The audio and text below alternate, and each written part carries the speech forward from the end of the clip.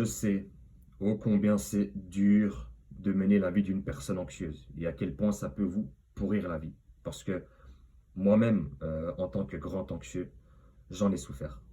Et j'en souffre toujours d'ailleurs. Mais beaucoup, mais alors là, beaucoup moins qu'avant.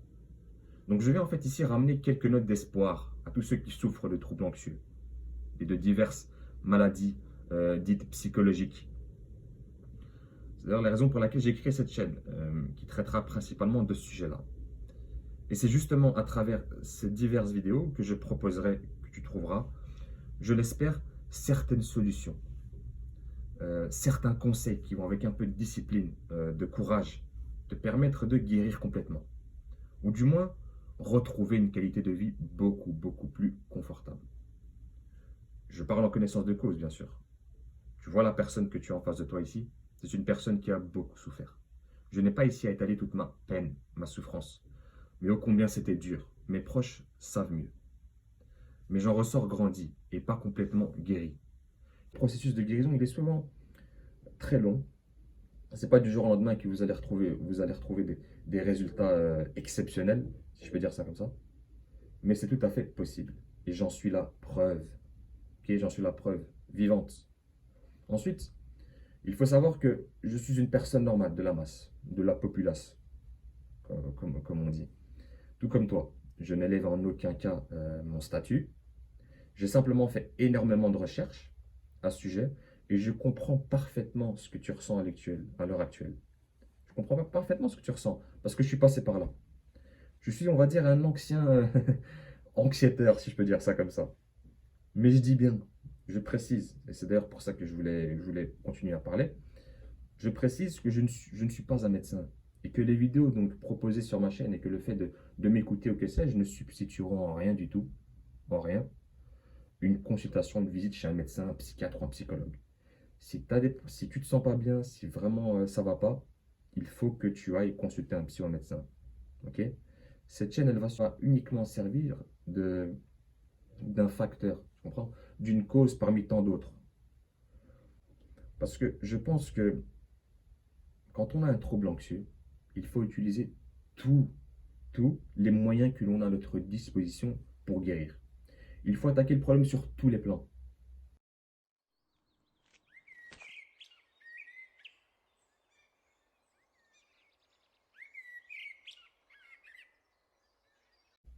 Salut à toi, je me présente, je m'appelle Mendim, j'espère que tu vas bien. Je suis nouveau sur YouTube et aujourd'hui je vais te parler d'un symptôme qui touche pratiquement toutes les personnes éprouvées par un trouble anxieux, que ce soit anxiété sociale, anxiété généralisée, trouble de panique, agoraphobie qui est une complication du trouble de panique. Je parle bien évidemment des fameuses tensions musculaires, que tout anxieux a déjà connu dans sa vie d'anxieux. Après, le niveau de tension varie en fonction des personnes. Mais pour ma part, c'était compliqué, c'était chaud. Quand j'étais touché par ça, et je le suis toujours d'ailleurs, à certains moments, ben, je deviens tel un arbre. Je ne bouge plus. Non mais franchement, non, vraiment. Je bouge plus, je suis comme ça. Et c'est pénible à voir. Franchement, c'est compliqué. Les effets indésirables. Mais en fait, cela varie en fonction des personnes également. Les effets indésirables. Tu as du mal à dormir la nuit. Donc ça t'empêche d'être productif dans la journée et de mener à bien tes projets. Tu as certaines personnes carrément qui abandonnent leurs activités quotidiennes qu'ils aimaient faire à cause justement de ce symptôme-là. Certaines personnes ont même difficile à se déplacer carrément. C'est triste à voir, mais c'est comme ça, genre tu marches, on dirait que tu as une maladie incurable, ton dos est complètement tendu, ça te déforme carrément. Ensuite, il peut y avoir des douleurs sur tout le corps. Où est-ce qu'on ressent cette tension musculaire le plus souvent? Ben, généralement, on ressent cette tension au niveau de la nuque, des épaules, du dos, dans la poitrine et le bas du dos. Personnellement, les tensions musculaires où je les ai ressenties le plus souvent, c'était au niveau de la nuque, des épaules et de la poitrine. Maintenant, cela varie d'une personne à une autre, bien évidemment. Je vais vous faire un petit cours de psychologie. En fait, cela est dû à une constante inquiétude. Et ton cerveau, en fait, il envoie plein d'hormones du stress à travers ton corps. Cette augmentation d'hormones, elle active le mode flight or fight. Vous en avez sûrement déjà entendu parler. Et cette réponse automatique de défense, c'est une réaction physiologique automatique à un événement perçu comme stressant ou effrayant. Ton cerveau, il perçoit un événement stressant ou effrayant. Il active le système nerveux sympathique, qui n'est pas très sympathique, du coup. Et une fois que le système nerveux sympathique est activé, cela déclenche une réponse aiguë au stress qui prépare en fait le corps à l'action. D'où l'augmentation du rythme cardiaque, le souffle, tu commences à respirer comme ça, les tensions musculaires, parce que voilà, il faut que le corps se prépare au danger externe, à la menace externe, qui n'est pas une menace d'ailleurs, puisque tu n'as rien en fait. Il faut que tu saches que tu n'as rien du tout. Et à l'époque, tu avais besoin de ça pour te protéger des combats externes. Mais maintenant, cette réponse, elle n'est pas adaptée à notre vie occupée, à nos occupations. On n'a pas besoin de tout cela à notre époque moderne, de tout ce stress. Et vu que le stress, il est avec nous tout le temps, ben, la tension musculaire également. Voilà. Généralement, les gens atteints d'un trouble anxieux ont souvent tendance à ne pas se tenir droit dans leur posture au quotidien. C'est parce qu'en fait, tu as une faible estime de toi-même. Et donc, cela se répercute sur ta posture. On voit que la personne se sent mal dans sa peau, au simple regard. Aussi, les gens qui ont de l'anxiété ont tendance à moins s'exercer, car ils ont souvent peur des symptômes que cela peut amener.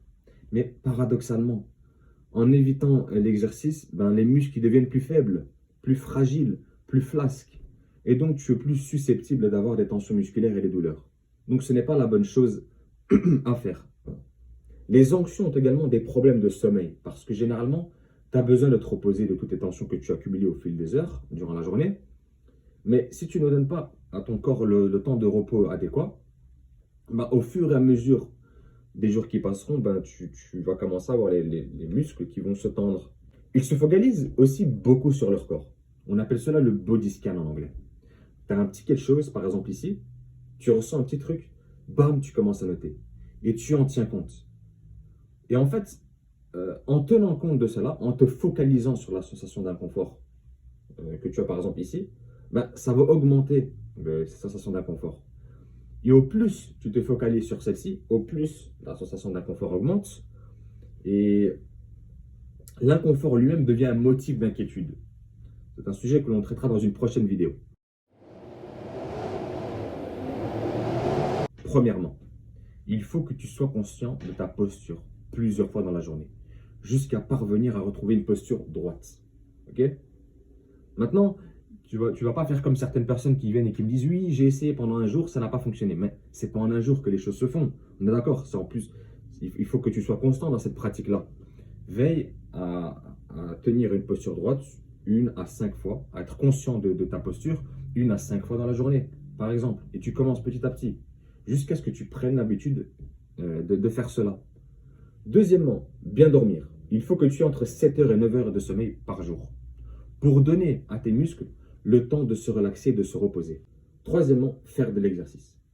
Je te conseille de faire un mix entre l'aérobie, à savoir le cardio, et strength training, c'est-à-dire le renforcement musculaire. Si tu aimes par exemple le football, tu fais du football. Si tu aimes le basket, tu fais du basket. Si tu aimes le tennis, tu fais du tennis. Cela dépend de tes goûts. Mais je te conseille, et je parle par expérience, de rajouter à cela du renforcement musculaire. Pourquoi? Parce que c'est connu que le renforcement, que la musculation a de bons effets sur la détente musculaire. Et l'aérobie enlève tout le stress qu'il y a au niveau du diaphragme. Tu vois? Tout ce stress que tu accumules au niveau du corps ben, partira au fur et à mesure que tu feras du sport. Fais-toi un petit programme dans la semaine. Et une règle à retenir lorsque tu fais du sport, c'est que tu dois être à la recherche de sensations. À la recherche de sensations. Quatrièmement, bois, frère. Il faut que tu bois 2 litres d'eau par jour. Okay? 2 litres d'eau par jour, ça équivaut environ à 8 verres d'eau. Okay? Cinquièmement, je te conseille de faire du stretching, que tu sois à la maison, que tu sois à l'école, que tu sois au boulot. entre les heures de pause, etc., plusieurs fois dans la journée, quand tu commences à ressentir certaines tensions musculaires, à commencer à te masser et à faire certains exercices que je te proposerai en bas de la vidéo.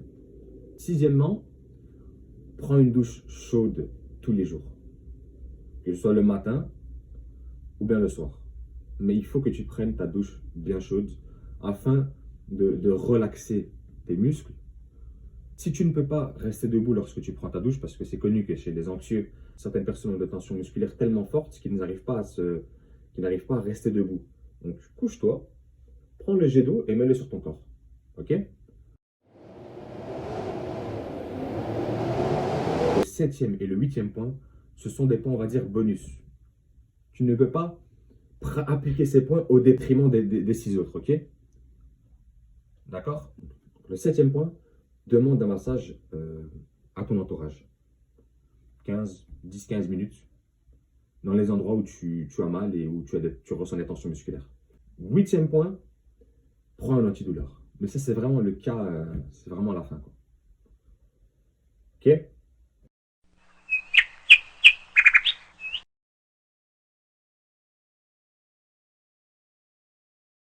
Voilà, nous arrivons à la fin de cette vidéo. J'espère qu'elle te sera profitable. N'oublie surtout pas de mettre en pratique tous les conseils donnés, ou du moins certains conseils. Commence à ton aise. Abonne-toi à la chaîne si tu ne veux pas rater la suite des vidéos. Et mets un pouce bleu, ça me ferait grandement plaisir. Sur ce, je te dis à la prochaine. Ciao, ciao.